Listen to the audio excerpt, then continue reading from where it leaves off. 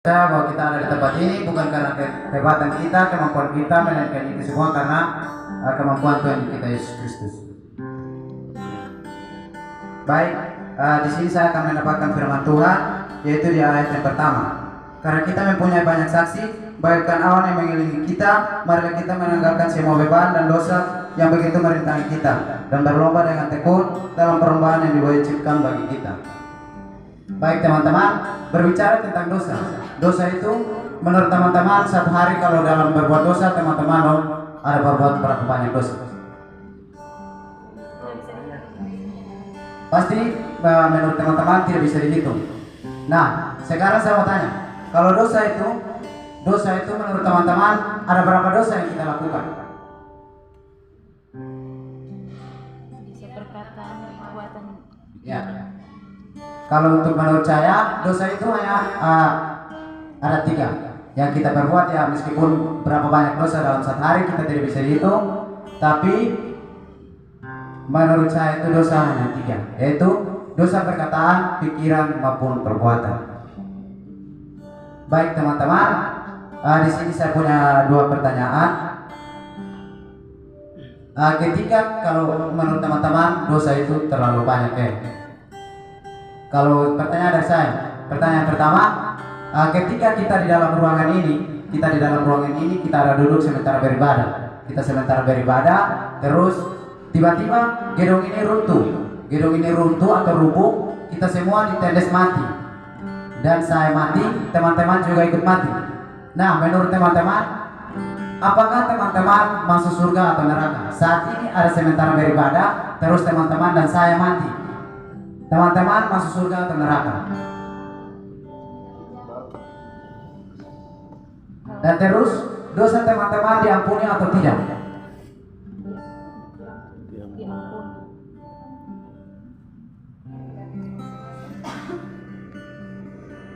Kalau untuk sekarang teman-teman bilang dosa masuk neraka atau surga juga, pasti masih sedikit bingung. Karena bilang dari pagi awal bangun tuh sudah berbuat dosa. Bahkan sekarang pun di tempat ini pikiran pun pasti pikiran yang lain. Pasti ada banyak dosa yang kita pikir.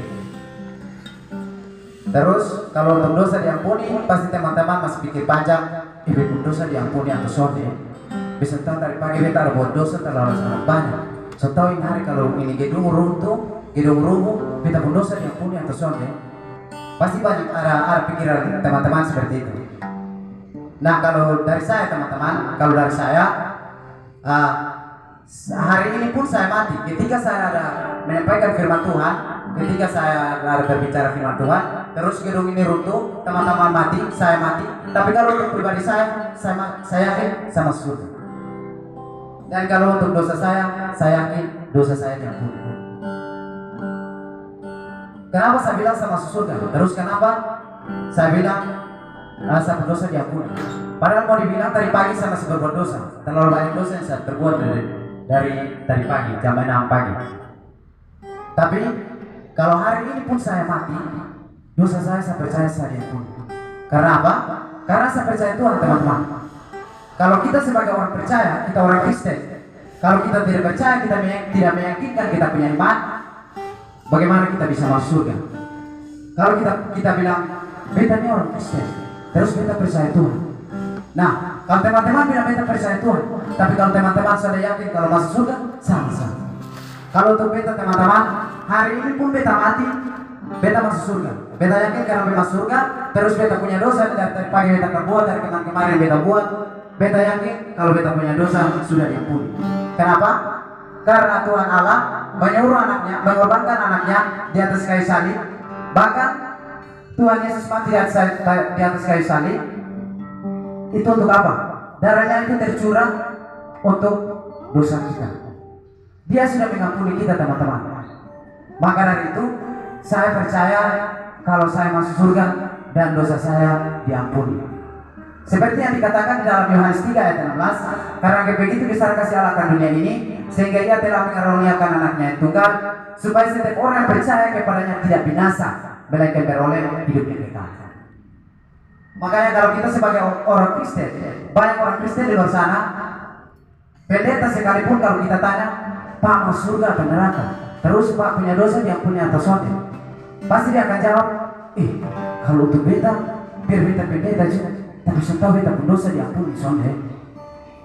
Terus beta masuk surga atau sonde? Pasti dia akan bingung teman-teman.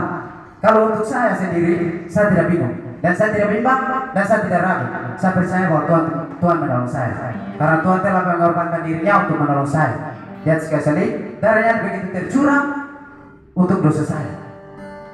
Dan teman-teman sebagai umat percaya, sebagai umat Kristen yang percaya kepada Tuhan Yesus, kita harus percaya. Kita harus meyakinkan diri kita harus meyakinkan hati iman kita untuk percaya Tuhan. Supaya apa? Supaya bisa masuk surga. Karena mau bilang apa? Surga itu kita yang tentukan, dan neraka pun kita yang tentukan. Kalau orang bilang masuk surga gratis, masuk neraka bayar. Tapi kebanyakan manusia memilih untuk masuk neraka. Kenapa? Karena manusia sekarang mau dibilang neraka dan surga. Neraka dan surga. Surga itu, kita ke surga itu secara gratis. Tapi kalau ke neraka mau dibilang berbayar. Kenapa saya bilang berbayar? Karena sekarang itu kebanyakan orang begini. Dia contoh ke saudara di sini.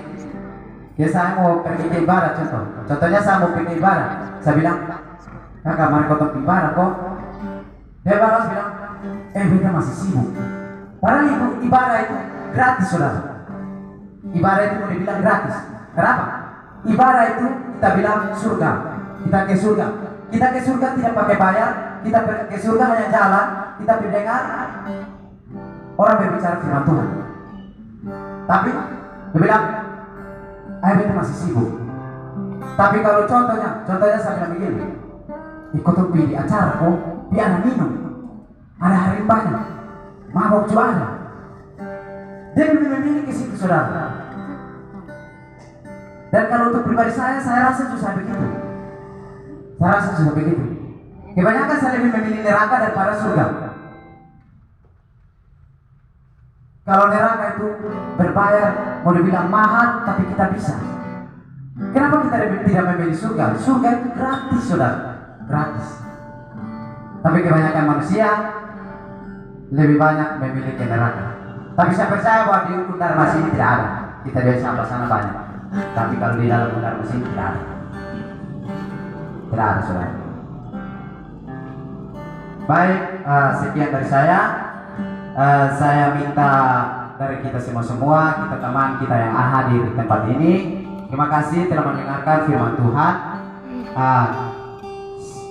Saya mau tanya dari saudara-saudara teman-teman kita semua, teman-teman mau kok terima Yesus sebagai juru selamat? Oke, baik, kalau teman-teman mau terima Yesus sebagai juru selamat, baik, mari kita berdoa. Saya akan memimpin doa ini dan teman-teman boleh mengikuti doa yang saya doakan. Baik, mari kita berdoa. Tuhan Yesus, ampuni saya. Selama ini saya jauh dari Tuhan. Saat ini Tuhan, saya buka pintu hati saya. Saya terima Yesus sebagai juru selamat.